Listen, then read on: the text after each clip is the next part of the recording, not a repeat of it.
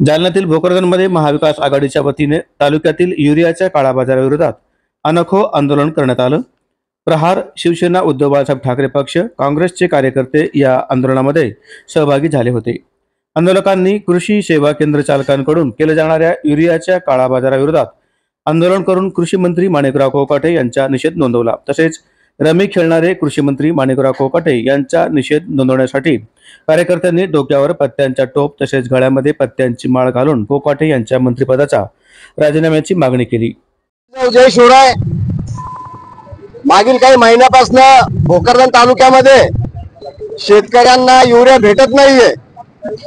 युरियाचा तुटवडा या ठिकाणी निर्माण झालेला आहे। तसेच जो युरिया उपलब्ध आहे या ठिकाणी तर काही दुकानदार कृषी सेवा केंद्रावरती बड्या भावानं पैसे घेऊन तो युरिया त्यांना देत आहे।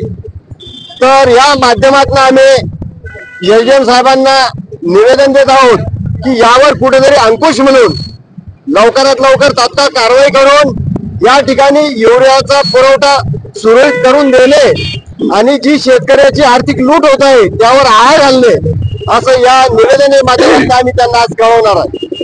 जय शिवराय।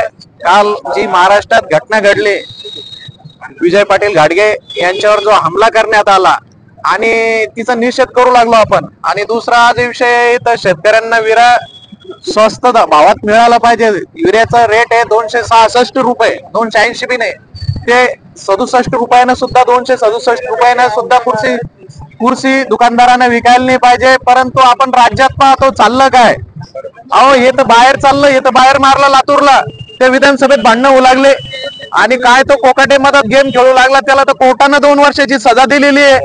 परंतु आपण सुप्रीम कोर्टापासून तो पाहू लागलो तर आपल्या महाराष्ट्राच्या गृहमंत्र्यापर्यंत जो विषय चालू आहे कोणत्याही विषयाचा काही निकालाचा पत्ता नाहीये। म्हणजे जसं लोकशाहीर अण्णाभाऊ साठेंनी म्हटलेलं आहे, संसदी जड्यांची रखेल झालेली आहे। आणि ज्या पद्धतीनं डॉक्टर बाबासाहेब आंबेडकरांना सांगितलं शिका आणि संघटित व्हा, आपण शिकतो, संघटित होतो, पण जिथं संघर्ष करायचा तिथं करत नाही। कारण विर्याचा विषय शेतकऱ्यांचा आणि शेतकरी जवळून जात असेल पण त्यांना असं वाटतं की आपल्याला आंदोलनात पाहिलं तर बरोबर आहे त्यांचं बी, की त्यांना ईडी लागन, त्यांच्या मागे सीडी लागन, एखादी महिला त्यांच्यावरती आबरू नुकसानीचा दावा करण, छेडछाडीचा गुन्हा दाखल होईल।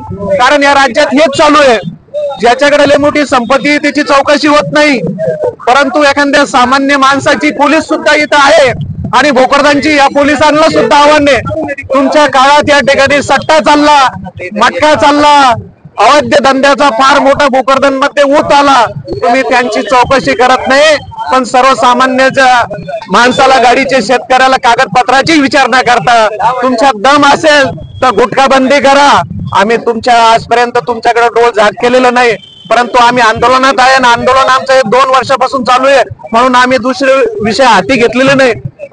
परंतु तुम्ही मराठा सेवकांना जर का अशा पद्धतीची वागणूक या ठिकाणी देत असेल तर तुमच्या पुढाखाली किती आग आहे आम्हाला सर्व माहिती आहे, ती आम्हाला काढता येते।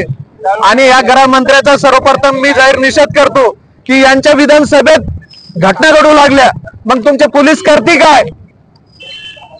मोटरसायकलची चोरी होती, सट्टा चालतो, मटका चालतो, पत्ता चालतो, अवैध धंदे चालतात। या ठिकाणी गर्भपात झाले या भोकरदन शहरात, किती 10-5 हजार गर्भपात त्या ठिकाणी झाले, परंतु इथं बाहेरच्या पोलिसांनी येऊन रेड टाकावं लागली।